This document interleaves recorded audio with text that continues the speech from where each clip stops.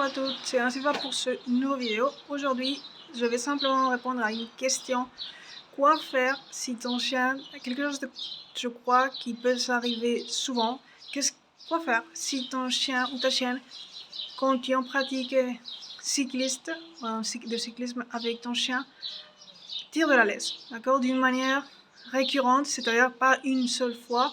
Évidemment, ça, et pour répondre à cette question, l'idéal, ce serait une approche multifactorielle, d'accord, aujourd'hui, selon ma méthode, et surtout la vraie psychologique, mais aussi d'autres parties plus fonctionnelles, et que maintenant, aujourd'hui, je ne peux pas, dans ce temps court que je pense, pas plus de 10 minutes, ou même 5 minutes pour cette vidéo, je ne vais pas détailler. Mais déjà, je te poserai la question que tu te demandes si, qu'est-ce que tu fais avant de commencer la pratique en vélo avec ton chien. Est-ce que directement, tu prends ton chien, tu lui mets la laisse et tu sors dans le parc, dans des zones vertes ou même en ville, et ton chien n'a pas eu le temps de se désestresser, bon oui, de sortir et s'enlever un petit peu le stress qu'il peut avoir, enfin, d'être chez toi.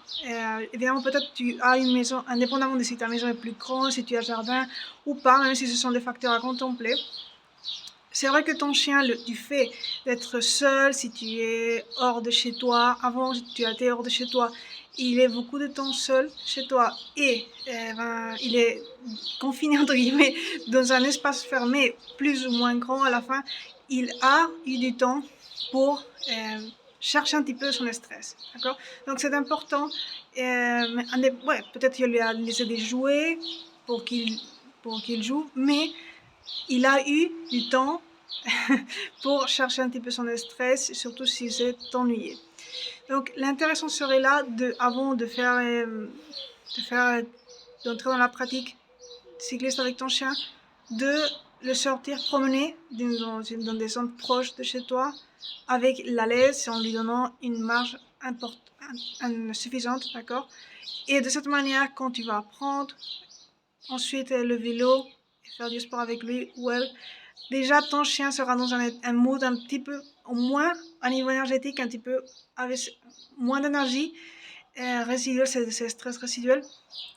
Et donc de cette manière, au moins tu seras tu partiras d'un point mieux que si ton chien, tel que ton chien est sorti de chez toi, avec cette même énergie élevée, sûrement, tu vas faire du vélo avec lui ou elle dans ce même état énergétique. Et en plus, si c'est pas, donc je suppose que tu es en train d'apprendre, donc ça va faire, si ton chien est dans ce niveau énergétique, ça va faire que tu dois avoir une manière affinée de procéder pour que les choses se passent bien. Et donc, quand il a beaucoup d'énergie, ça va être plus difficile que si ton chien est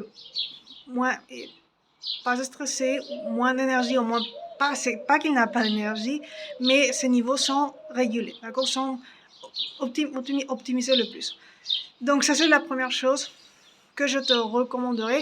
Une autre chose à contempler aussi, et qui peut vraiment faire chuter ou mettre en échec ta pratique sportive, indépendamment de si tu as une méthode ou pas, c'est le fait de savoir où tu vas faire cette pratique en vélo avec ton chien. S'il y a beaucoup l'ambiance sonore, s'il y a beaucoup de son, là, ce serait pas l'idéal, d'accord? En plus, si ton chien est très sensible, et ce serait pas l'idéal, indépendamment si ton chien l'est ou pas, d'accord? Dans mon cas, mes chiens n'ont pas eu ce problème, d'accord? Jamais. Au moins mes deux chiens actuels. Mais c'est une chose que dans une partie importante des chiens, ou pas importante, mais ouais, une suffisante quantité de chiens, ça peut arriver. Donc, le fait d'exposer le chien à ce type d'obstacle, apparemment imbécile, parce que pour toi, peut-être, c'est pas dérangeant, mais pour le chien, oui. Donc, commence à faire ta pratique sportive en vélo dans des espaces où il y a peu de personnes, où il y a peu de distractions au niveau du son, d'accord? Et de cette manière, tu vas permettre que ton chien se concentre d'une manière plus facile. Et après, oui, après, ça peut, dans des étapes avancées, avec une méthode concrète, oui, ça, c'est intéressant de poser une ambiance qui pose, entre guillemets, des challenges au chien, et de cette manière, et pas évaluer, mais vraiment le pousser, d'accord, que l'ambiance le pousse à on va dire, à renforcer sa concentration, d'accord, avec la méthode adéquate. Et dans ce cas, oui, moi j'ai une méthode adéquate pour faire du sport, du cyclisme avec ton chien, qui va te permettre d'épanouir ton lien à travers de gérer ta psychologie comme femme et de connecter à ce que moi j'appelle le cœur sauvage de ton chien ou de ta chienne. À bientôt.